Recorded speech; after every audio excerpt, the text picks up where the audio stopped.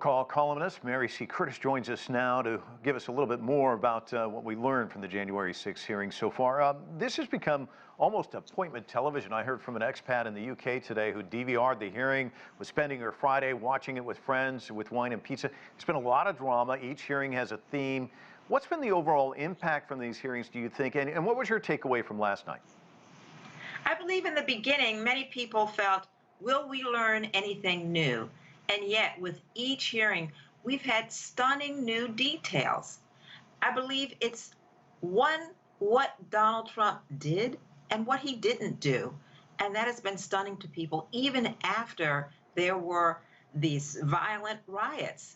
We saw afterward, the day after, he could not bring himself in the video to say that the election was over, and he is still promoting these lies of election fraud.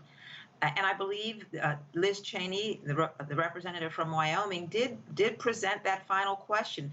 Do we want someone like this in office? So I believe that, I think it's just stunning that he was so nonchalant about not calling out law enforcement. Who was he calling? Rudolph Giuliani. And he wanted senators to still overturn it. And even when people in his administration and his own family, well, now they've kind of changed their tune, but at the time they were appalled as well. So we've had some stunning revelations here about democracy itself. Yeah, and on the heels of Thursday night's hearing, of course, a jury today spent very little time before returning a guilty verdict in the Steve Bannon case. He defied the January 6th committee's subpoenas. We heard the vice chair saying last night the dam has begun to break. They're getting more evidence. More people are coming forward.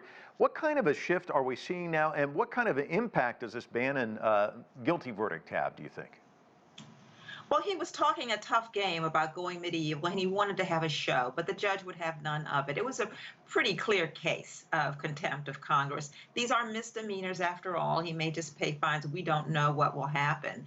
But it's pretty clear that he was involved in his rhetoric, in his podcasts. And we see so many people who were talking tough who weren't saying very much at all are now looking to get lawyers, even Secret Service people. It seemed like so many of the institutions were corrupted. We're looking at missing emails and phone records and things like this. And so I think the next step is to see what is the Department of Justice going to do about it. AG, Attorney General Merrick Garland, has said no one, not a president even, is above the law. What will be the next steps? That would be a big one. I think the statute says he does have to spend some time in jail, at least a month or so. Yes. Let's talk about another tough guy the day of January 6th, Josh Hawley. They ran the video of him running away from the crowds last night, and rather humiliating. There's a lot of laughter in the hearing room. What did you make of that?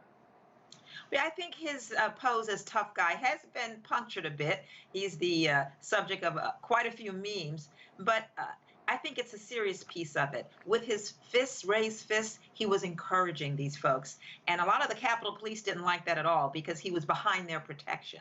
And we saw when things really did get dicey, he was running away. So as usual, it was a pose. And I think he wanted to run on this. And you know that after this, he still questioned President Joe Biden's win. So yes, he's got a lot to answer for in many ways. But people laughed at it, but it wasn't funny when it came down to it.